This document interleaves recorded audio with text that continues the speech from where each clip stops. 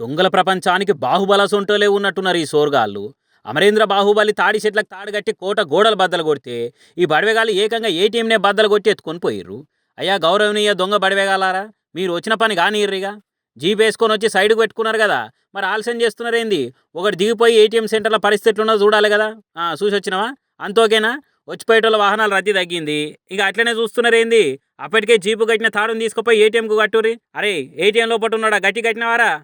కానీర్రి. జీపును ఒక్కటేసారి escalator దొక్కి ముంగడికి పోనిస్తే దెబ్బకే ATM machine మొత్తం ఊసి రావాలి. కానీరిగా. అబ్బర కొడుక, ఏటీఎం డబ్బాకు డబ్బే బయటకు వచ్చింది. కాకపోతే లింకు మొత్తం దేయిపోలేదు కాబట్టి మళ్ళీ ఒకసారి తాడు కట్టి గట్టిగా పట్టుబట్టురు. ఈసారి నీ కుక్కలకిన వారేతు ఎక్కడికి పోయినా మోపైతున్నాయి కదా, వాటిని పట్టించుకోకుండా ఏటీఎం మిషన్ జీపులేసి అందరు ఎక్కుర్రి. బండిని తొక్కుడు తొక్కితే 90 కిలోమీటర్ల దూరం పోయినాకనే ఆగాలి.